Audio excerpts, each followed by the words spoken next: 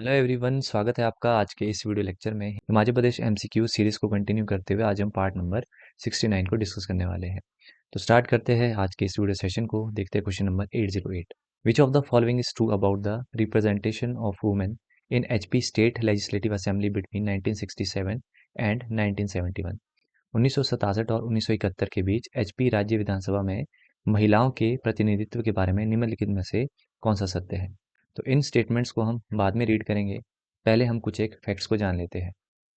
अगर हम 1963 के विधानसभा इलेक्शन की बात करते हैं तो यहाँ पर टोटल नंबर ऑफ सीट्स कितनी थी? 43। ये फैक्ट्स आपको सीधे सीधे याद रखने हैं। और उस टाइम पे जो स्पीकर थे वो कौन थे? देश राज महाजन। और डिप्यूटी स्पीकर कौन थे? तपिंदर सिंह। तो ये डायरेक्टली आपके फैक्चुअल क्वेश्चंस बनते हैं, तो इनको आपने डायरेक्टली याद रखना है। इसके बाद आपको पता है 1966 में पंजाब का रीऑर्गेनाइजेशन हुआ था। पंजाब के रीऑर्गेनाइजेशन के बाद जो सीट्स अभी तक 43 थी, अभी ये बढ़कर कितनी हो गई थी? 63। तो पंजाब के रीऑर्गेनाइजेशन के बाद जो 1967 के इलेक्शन हुए उसमें हमें टोटल नंबर ऑफ सीट्स कितनी देखने को मिली? 63। इस टाइम पे स्पीकर कौन चुने गए? वही देशराज महाजन जो 1963 में भी थे। और डिप्यूटी स्पीकर किसे चुना गया था? अमीन चंद। इसके बाद हम बात करते हैं 1972। 1972 में आपको पता है कांगड़ा डिस्ट्रिक्ट से दो नए डिस्ट्रिक्ट बने, एक तो हमीरपुर और दूसरा ऊना। तो इसके बाद हमें 1967 के इलेक्शन के बाद जहाँ पर सीट्स कितनी थी? 63। इसके बाद हमें नंबर ऑफ सीट्स कितनी देखने को मिलती है? 68। तो 1972 में जो इलेक्शन हुए वहाँ पर टोटल नंबर ऑफ सीट्स कितनी थी? 68। उस टाइम पे स्पीकर किसे चुना गया? कुलतार चंद राणा। और डिप्यूटी स्पीकर किसे चुना गया? लेखराम ठाकुर। दोनों आपने याद रखने हैं। इसके बाद आपने 1972 का जो इलेक्शन है, यहाँ से जो पॉइंट याद रखना है कि 1972 का जो इलेक्शन था, यहाँ पर फर्स्ट टाइम किसी वुमेन को कैबिनेट में जगह मिली। ठीक है। और वो जो फर्स्ट वुमेन थी वो कौन थी? सरला शर्मा। तो बहुत इंपॉर्टेंट ये फैक्ट बन जाता है। ये क्वेश्चन हाल ही में पूछा गया था आपका पीजीटी के एग्जाम में। कौन सी ऐसी वुमेन थी जिनको हिमाचल प्रदेश लेजिस्लेटिव असेंबली में cabinet minister first time appoint किया गया? तो वो कौन थी? सरला शर्मा। इसी के बाद आपने याद रखना है कि 1974 में ही जो लालचंद स्टोक्स थे, जो कि ठेयोग कॉन्स्टिट्यूएंसी से बिलोंग करते थे, इनकी डेथ हो जाती है। तो इनको बाई इलेक्शन से इनकी जो वाइफ थी विद्या स्टोक, वो इनको रिप्लेस करती है।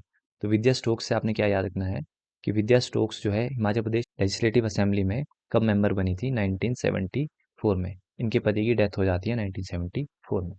तो अब आते हैं हम इस क्वेश्चन पे। इस क्वेश्चन में आपसे क्या पूछा गया है कि 1967 से 1971 तक कुछ एक स्टेटमेंट्स यहाँ पर दी गई है, आपको बताना है कि इनमें से कौन सी करेक्ट है। फर्स्ट स्टेटमेंट रीड करते हैं। 4 women only were the member. आपको पता है फर्स्ट टाइम कब मेंबर अपॉइंट की गई थी वुमेन? 1972 का जो इलेक्शन था। और वो वुमेन कौन थी? सरला शर्मा। तो फर्स्ट स्टेटमेंट तो आपकी इनकरेक्ट हो जाती है। सेकंड क्या है? Only 3 women were the member. तो इस टाइमलाइन के बीच कोई भी वुमेन मेंबर नहीं थी, तो ये भी आपका इनकरेक्ट हो जाता है। फिर है no women was the member. ये स्टेटमेंट यहाँ पर बिल्कुल करेक्ट हो जाती है कि 1967 से 1971 तक कोई भी वुमेन लेजिस्लेटिव असेंबली की मेंबर नहीं थी। तो इसका राइट आंसर क्या होगा? Option number D, third only. अगला क्वेश्चन है 809। Which of the following is correct about Himachal Pradesh. यहाँ पर आपको कुछ स्टेटमेंट्स गिवन है, आपको बताना है इनमें से कौन सी स्टेटमेंट करेक्ट है। पर इनका आंसर करने से पहले कुछ एक फैक्ट्स हम यहाँ पर जान लेते हैं। अगर हम बात करते हैं हिमाचल प्रदेश की, तो हिमाचल प्रदेश 1948 से 1951 तक चीफ कमिश्नर प्रोविंस रहा। ठीक है। इस बीच हमें 3 चीफ कमिश्नर्स देखने को मिल जाते हैं। उनमें से पहले कौन थे? एनसी मेहता। दूसरे थे ई पेंड्रिल। और अंतिम कौन थे? भगवान सहाय। इसके बाद हिमाचल प्रदेश 1951 को पार्ट सी बना। और कब तक रहा? 1956।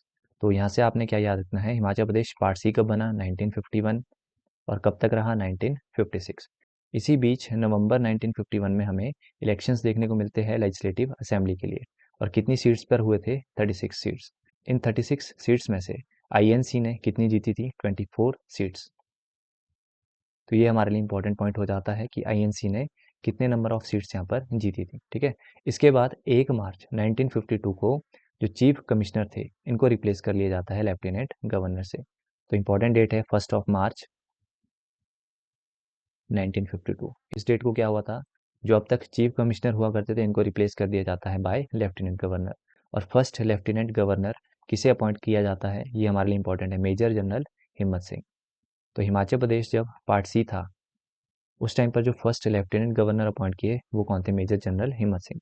इसके बाद 24 मार्च 1952 को जो वाई एस परमार है वो फर्स्ट टाइम सीएम बनते हैं हिमाचल प्रदेश के। और फर्स्ट स्पीकर कौन बनता है लेजिस्लेटिव असेंबली का? पंडित जयवंत राम। दोनों फैक्ट्स हमारे लिए इंपॉर्टेंट है। वहीं बात करें फर्स्ट चीफ सेक्रेटरी, वो कौन बनते हैं? KL मेहता। तो 2-3 पॉइंट्स है, जैसे फर्स्ट चीफ कमिश्नर कौन बने थे? NC मेहता। पर फर्स्ट चीफ सेक्रेटरी कौन बने थे? KL मेहता। दोनों नेम सिमिलर है और दोनों में कन्फ्यूजन होता है, इसलिए आपको इनको ध्यान में रखना है। वहीं अगर बात करें पोर्टफोलियोज का, तो होम मिनिस्टर कौन बने थे? पंडित पद्मदेव। और पब्लिक वर्क मिनिस्टर कौन बने थे? गौरी प्रसाद। और वहीं बात करें कुछ एक अदर डिपार्टमेंट्स, वो किसके पास थे? Doctor YS Parmar. इसके बाद हिमाचल प्रदेश को 1956 में पार्ट सी से हटाकर क्या बना दिया जाता है? UT। तो हिमाचल प्रदेश यूनियन टेरिटरी कब बना? 1956 में। एग्जैक्ट डेट भी आपने याद रखनी है, 1 नवंबर 1956 को हिमाचल प्रदेश को क्या बनाया जाता है? Union territory. और उस टाइम पे जो लेफ्टिनेंट गवर्नर बनाए गए वो कौन थे? बजरंग बहादुर। तो 2 पॉइंट्स यहाँ से याद रखने हैं कि जब हिमाचल प्रदेश पार्ट सी बना, यानी कि 1951 में, उस टाइम पे लेफ्टिनेंट गवर्नर कौन थे? मेजर जनरल हिम्मत सिंह। ठीक है। और जब हिमाचल प्रदेश UT बना, यानी कि 1956 में, उस टाइम पे जो लेफ्टिनेंट गवर्नर बनाए गए वो कौन थे? बजरंग बहादुर। दोनों नाम हमारे लिए इंपॉर्टेंट है। ठीक है, तो इस तरह से आपने इनको याद रखना है। इसके बाद अगर हम स्टेटमेंट्स को रीड करते हैं, फर्स्ट स्टेटमेंट है on its merger with Himachal Pradesh Bilaspur was added as fifth district. तो बिलासपुर जो है वो फिफ्थ डिस्ट्रिक्ट ही बना था, तो ये स्टेटमेंट आपकी करेक्ट हो जाती है। सेकेंड स्टेटमेंट है Himachal Pradesh become a union territory on 15 अगस्त 1956। तो हिमाचल प्रदेश UT कब बना? 1 नवंबर 1956। तो ये स्टेटमेंट आपकी यहाँ पे इनकरेक्ट हो जाती है। अगला है the Indian National Congress won the majority of seats in election to 32 member Vidhan Sabha seats in 1952। तो हमने डिस्कस किया था कि INC ने जो इलेक्शन हुए थे 1952 में, उसमें कितनी सीट्स जीती थी? 24। तो ये वाली स्टेटमेंट भी आपकी इनकरेक्ट हो जाती है। अगला है the first chief commissioner of Himachal Pradesh in 1948 was NC Mehta. तो फर्स्ट चीफ कमिश्नर कौन थे? NC मेहता। ये स्टेटमेंट आपकी करेक्ट हो जाती है। तो यहाँ पर आपकी एक फर्स्ट स्टेटमेंट करेक्ट है, एक आपकी फोर्थ स्टेटमेंट करेक्ट है। तो इसका राइट आंसर क्या होगा? Option number A। Next question is 810 identify from the following the month and year in which the Himachal Pradesh Panchayati Raj act 1968 came into force. निम्नलिखित में से उस महीने और वर्ष की पहचान करें जिसमें हिमाचल प्रदेश पंचायत राज्य अधिनियम 1968 लागू हुआ था। तो इस क्वेश्चन से हम हिमाचल प्रदेश पंचायती राज एक्ट के बारे में जानेंगे। सबसे पहले तो आपने यहाँ पर ध्यान में रखना है कि हिमाचल प्रदेश पंचायती राज एक्ट जो है, इसको कब एनफोर्स किया गया था, इसको कब एनेक्ट किया गया था? 1968। ये ईयर आपने याद रखना है। और ये फोर्स में कब आया, यानी कि इसको इम्प्लीमेंट कब किया गया? 15 नवंबर 1970। ये डेट मोस्ट इंपॉर्टेंट है, याद रखिएगा। एक्ट कब का है? 1968। पर फोर्स में कब आया? 15 नवंबर 1970। तो 2 डेट्स आपके लिए यहाँ पर इंपॉर्टेंट हो जाती है। अगर इसके स्ट्रक्चर की बात करते हैं तो इसके स्ट्रक्चर में विलेज लेवल पर काम करती है ग्राम पंचायत, ब्लॉक लेवल पर काम करती है पंचायत समितिज, और डिस्ट्रिक्ट लेवल पर कौन काम करता है? जिला परिषद। और इसके इम्प्लीमेंटेशन के साथ ही जब 1972-73 के जो जनरल इलेक्शंस हुए थे, तो उन इलेक्शंस के साथ ही 2038 ग्राम पंचायत और इक्वल नंबर ऑफ न्याय पंचायत को भी एस्टेब्लिश किया गया था। और वहीं अगर बात करें जिला परिषद की, तो जिला परिषद एक एडवाइजरी बॉडी है। बस ये पॉइंट आपने यहाँ से याद रखना है। इसके बाद हम कुछ एक पॉइंट्स जानेंगे न्याय पंचायत के बारे में। देखो, ये जो यहाँ पर मैंने टॉपिक इंक्लूड किया है न्याय पंचायत, इससे आपको PGT में एक क्वेश्चन यहाँ पर देखने को मिला था, इसलिए ये इंपॉर्टेंट हो जाता है। तो न्याय पंचायत की अगर कॉम्पोजिशन की बात करते हैं तो इसमें 5 से 7 मेंबर्स रहते हैं। और वो जो मेंबर्स रहेंगे उसमें आपका सरपंच रहेगा, नायब सरपंच रहेगा, ठीक है, और कुछ एक मेंबर्स रहेंगे ग्राम पंचायत के।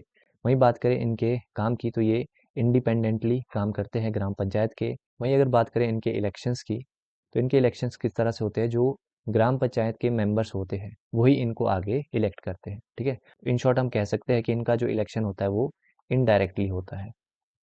इनके करंट स्टेटस की बात करते हैं तो इनका जो फंक्शन है वो रिप्लेस कर दिया है ग्राम पंचायत ने। इसके बाद अशोक मेहता कमेटी भी आपने याद रखना है। ठीक है, इसको जो है जनता गवर्नमेंट के द्वारा एस्टेब्लिश किया गया था। बस यहाँ से ईयर आपने याद रखना है। अशोक मेहता कमेटी का जो ईयर है वो है 1977। और इस कमेटी को एस्टेब्लिश करने का मेन मोटिव क्या था कि जो डिक्लाइन आ रहा था किसमें? पंचायती राज इंस्टीट्यूशंस में, उसको चेक करना कि क्या क्या उसमें खामियां हैं। तो बस आपने यहाँ से ईयर याद रखना है, अशोक मेहता कमेटी 1977। इसके बाद अगर हम यहाँ पर इस क्वेश्चन का राइट आंसर करें, यहाँ पर पूछा गया था कि पंचायती राज एक्ट जो था वो कब फोर्स में आया था? तो वो आया था 15 नवंबर 1970। Right answer is option number D। Next question is 811 who was the first president of state commission in Himachal Pradesh. तो सबसे पहले हम फैक्ट्स पे आते हैं। यहाँ पर हम बात करेंगे establishment of state commission and district forum की। तो देखो, इसको एस्टेब्लिश किया गया था 1989। बहुत इंपॉर्टेंट फैक्ट है। डिस्ट्रिक्ट फोरम आपने याद रखना है, स्टेट कमीशन आपने याद रखना है। और स्टेट कमीशन जो था, इसने फंक्शन करना कब स्टार्ट किया गया था? 1 नवंबर 1989। ठीक है, तो ये डेट भी आपने याद रखनी है। इसके हेडक्वार्टर की बात करते हैं तो इसका हेडक्वार्टर कहाँ पे देखने को मिलता है? शिमला में। और इसके जो फर्स्ट प्रेसिडेंट थे वो कौन थे? Justice VP Gupta. Very important fact, ध्यान रखिएगा। और वीपी गुप्ता कौन थे? ये रिटायर्ड जज थे हिमाचल प्रदेश हाई कोर्ट के। इस क्वेश्चन में पूछा गया है स्टेट कमीशन के फर्स्ट प्रेसिडेंट कौन थे, तो वो थे वीपी गुप्ता। वहीं बात करें इसके एस्टेब्लिशमेंट की तो 1989 में आपने याद रखना है। फंक्शनिंग स्टेट कमीशन ने कब स्टार्ट की थी? 1 नवंबर 1989। तो ये सारे पॉइंट्स हमने यहाँ से जाने। और इसका हेडक्वार्टर कहाँ पे है? शिमला में। अगला क्वेश्चन है 812, the Indo Norway trout fish farm is in district of Himachal Pradesh. तो इस क्वेश्चन से हम जानेंगे ट्राउट फिश फार्म के बारे में। तो टोटल जो है हमें 5 जगह पे ट्राउट फार्म्स देखने को मिलते हैं। कहाँ कहाँ पे है, डिटेल में जानेंगे। पहला है पतली कुल। पतली कुहल जो है ये आपको डिस्ट्रिक्ट कुल्लू में देखने को मिल जाता है। ठीक है, बरोट ये आपके डिस्ट्रिक्ट मंडी में हमें देखने को मिलता है। होली हमें डिस्ट्रिक्ट चंबा में देखने को मिलता है। धनबाड़ी की बात करें तो ये हमें रोहड़ू तहसील में देखने को मिलता है। और सांगला कहाँ पे है? डिस्ट्रिक्ट किन्नौर। तो इन 5 डिस्ट्रिक्ट्स में हमें ट्राउट फिश फार्म देखने को मिलते हैं। अब ज़्यादा ही डिटेल में अगर क्वेश्चन पूछा जाए तो इनके एस्टेब्लिशमेंट ईयर से क्वेश्चन पूछा जाएगा। तो पतली कुहल जो ट्राउट फार्म है इसको 1909 में एस्टेब्लिश किया गया था, बरोट को 1959 में, होली को वर्ष 2000, धनबाड़ी को 2005 और सांगला में 1965। तो एस्टेब्लिशमेंट ईयर भी आपने यहाँ से ध्यान में रखने हैं और कहाँ कहाँ पर ट्राउट फार्म्स है वो भी आपने ध्यान में रखने हैं। तो अगर हम इन ऑप्शंस पे आए तो हमीरपुर पे आपको ट्राउट फार्म देखने को नहीं मिलता, सिरमौर में नहीं देखने को मिलता, सोलन में भी देखने को नहीं मिलता। तो इसका राइट आंसर क्या हो जाएगा? Option number D. अगला क्वेश्चन है 813, which among the following is not a place of archaeological discoveries in Himachal Pradesh. तो इस क्वेश्चन में आपको बताना है कि कहाँ पर आर्कियोलॉजिकल डिस्कवरीज हिमाचल प्रदेश में देखने को नहीं मिलती। तो पहले हम जानेंगे कि हिमाचल प्रदेश में कहाँ कहाँ पर जो है आर्कियोलॉजिकल डिस्कवरीज हमें देखने को मिलती है। एक हमें देखने को मिलती है नालागढ़ में, एक हमें देखने को मिलती है सुकेती में और एक देखने को मिलती है कल्पा में। तो अगर हम ऑप्शंस पे आए तो नालागढ़ में हमें देखने को मिल जाती है, सुकेती में देखने को मिलती है और कल्पा में हमें देखने को मिलती है। तो इसका राइट आंसर क्या होगा? धर्मपुर। कुछ एक अदर साइट्स में भी हमें डिस्कवरीज देखने को मिलती है, जैसे कांगड़ा डिस्ट्रिक्ट की बात करते हैं तो कांगड़ा डिस्ट्रिक्ट में हमें 3 जगह पे देखने को मिलती है, एक तो गुलेर, एक देहरा और एक ढलियारा। ये आपने मोस्ट इंपॉर्टेंट याद रखना है। वहीं हमें सिरसा वैली में भी देखने को मिलती है नालागढ़ में। ठीक है, बिलासपुर में हमें देखने को मिल जाएगी और सिरमौर वैली में हमें आर्कियोलॉजिकल डिस्कवरीज देखने को मिल जाती है। तो ये सारे पॉइंट्स भी आप ध्यान में रखिएगा। अगले क्वेश्चन की तरफ बढ़ते हैं 814, what for the KC committee was appointed in Himachal Pradesh government in 2008। तो सबसे पहला पॉइंट तो आपने जो यहाँ पर ध्यान में रखना है कि केसी शर्मा कमेटी को एस्टेब्लिश कब किया गया था, तो वर्ष 2008 आपने ध्यान में रखना है। और केसी शर्मा कमेटी किससे रिलेटेड है? ये रिलेटेड है आपके temples controlled and not controlled by the government, यानी कि सीधा सीधा याद रख लो किससे रिलेटेड है? टेम्पल्स से। ठीक है, तो इसका राइट आंसर क्या होगा? Option number B. अगला क्वेश्चन है 815, which of the following is correct about growth rate of Himachal Pradesh in the first 3 5 year plan. ये प्रीवियस ईयर का क्वेश्चन है, तो इस तरह के क्वेश्चन भी आपको देखने को मिलते हैं। यहाँ पर आपसे फर्स्ट 3 5 ईयर प्लान का जो ग्रोथ रेट है उससे रिलेटेड क्वेश्चन पूछा गया है। तो फर्स्ट ईयर प्लान की अगर हम बात करें तो कब से कब तक हमें देखने को मिलता है? 1951 से 56। यहाँ पर ग्रोथ रेट क्या था? 1.6। और यहाँ पर पॉजिटिव ग्रोथ रेट हमें देखने को मिलता है। सेकेंड ईयर प्लान कब से कब तक था? 1956 से 1961 तक। यहाँ पर ग्रोथ रेट था 4.4 और यहाँ पर भी पॉजिटिव ग्रोथ रेट हमें देखने को मिलता है। थर्ड ईयर प्लान कब से कब तक था? 1961 से लेकर 66 तक। यहाँ पर हमें ग्रोथ रेट कितना देखने को मिलता है? 3 और यहाँ पर भी पॉजिटिव ग्रोथ रेट हमें देखने को मिल जाता है। तो अगर हम स्टेटमेंट्स पे आए, पहली स्टेटमेंट दी गई है the third plan witnessed a slight decline in growth rate. तो ये स्टेटमेंट आपकी इनकरेक्ट हो जाती है। अगली स्टेटमेंट है the first plan alone recorded growth. तो इसमें बोला गया है कि जो फर्स्ट प्लान था सिर्फ वहीं पर ही ग्रोथ हमें देखने को मिलती है, तो ये स्टेटमेंट भी आपकी इनकरेक्ट हो जाती है। अगला है all the 3 plans recorded a decline in growth rate. तो आपको पता है सभी में ही पॉजिटिव ग्रोथ रेट थी, तो ये स्टेटमेंट भी आपकी इनकरेक्ट हो जाती है। अगला है all the 3 plans recorded growth. तो ये स्टेटमेंट आपकी बिल्कुल करेक्ट होती है। तो इसका राइट आंसर क्या होगा? Option number D. अगला क्वेश्चन है 816, इंपॉर्टेंट क्वेश्चन है, which village near Mandi was inscriptions from the Ashoka period. तो यहाँ पर हम अशोका इंस्क्रिप्शंस की बात करेंगे। देखो टोटल हमें 3 जगह पे अशोकास इंस्क्रिप्शंस देखने को मिलते हैं। कहाँ कहाँ पर, डिटेल में जानेंगे। पहला याद रख लो, पथियारा एंड कनियारा, ये है डिस्ट्रिक्ट कांगड़ा में। दूसरा है सोपूर हिल लॉक केव, जो कि आपको देखने को मिलता है डिस्ट्रिक्ट शिमला, और पर्टिकुलर एरिया है हाटकोटी। फिर है सलानू, ये आपको देखने को मिलता है मंडी डिस्ट्रिक्ट, और मंडी डिस्ट्रिक्ट में कहाँ पे देखने को मिलता है, मंगलौर में। ठीक है, और इसकी स्क्रिप्ट भी याद रख लो, सलानू जो इंस्क्रिप्शन है इसकी स्क्रिप्ट है ब्राह्मी। ये क्वेश्चन भी आपसे पूछा जा सकता है। ठीक है, तो 3 इंस्क्रिप्शंस अशोका के हमें देखने को मिलते हैं। एक तो हो गया डिस्ट्रिक्ट कांगड़ा, एक हो गया आपका शिमला डिस्ट्रिक्ट, और एक हो गया मंडी डिस्ट्रिक्ट। कांगड़ा में कहाँ पे है, पथियारा और कनियारा। शिमला में कहाँ पे है, शिमला के है हाटकोटी में। और मंडी में कहाँ पे है, मैंगलोर। ठीक है, तो इस क्वेश्चन पे अगर आए तो यहाँ पर मंडी डिस्ट्रिक्ट का पूछा है, तो मंडी का कहाँ पे है, सलानू, जो कि आपको देखने को मिलता है मैंगलोर। ठीक है, और इसकी स्क्रिप्ट भी याद रख लो, स्क्रिप्ट क्या थी इसकी, ब्राह्मी। ये सारे पॉइंट्स हमने यहाँ से जाने। इसका राइट आंसर है ऑप्शन नंबर सी। अगला क्वेश्चन है 817। According to 2011 census, Una district of Himachal Pradesh had lowest female work participation rate. Which district had second lowest participation rate. यहाँ पर आपसे वर्क पार्टिसिपेशन रेट से क्वेश्चन पूछा गया है, किस कैटेगरी में, फीमेल में। तो यहाँ पर आप फैक्ट्स देख सकते हैं। फीमेल वर्क पार्टिसिपेशन रेट की अगर हम बात करते हैं, तो पहले नंबर पे आता है डिस्ट्रिक्ट हमीरपुर, सेकंड पे मंडी, थर्ड पे चंबा, और लास्ट से बात करते हैं, लास्ट में है ऊना, फिर आता है सोलन, और फिर आता है सिरमौर। तो यहाँ पर पूछा गया था लास्ट से सेकंड नंबर पे कौन सा डिस्ट्रिक्ट आता है।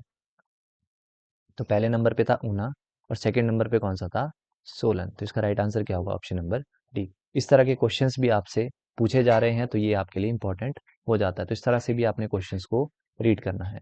तो ये था आज का वीडियो लेक्चर। उम्मीद करता हूँ आपको पसंद आया होगा। वीडियो को एंड करने से पहले मैं आपको बताना चाहता हूँ, हमारी एक एचपी जीके की एमसीक्यूज बुकलेट आती है, और साथ में इकोनॉमिक सर्वे की पीडीएफ भी आती है, जो कि आपकी पूरी की पूरी एमसीक्यू फॉर्म में पूरा इकोनॉमिक सर्वे कवर करवाती है। तो अगर आप इन दोनों पीडीएफ्स को लेना चाहते हैं, तो आप हमारे टेलीग्राम चैनल से ज्वाइन करके मुझे पर्सनली कॉन्टैक्ट कर सकते हैं। टेलीग्राम का लिंक आपको डिस्क्रिप्शन में मिल जाएगा। तो मिलते हैं नेक्स्ट वीडियो में। Till then, bye bye.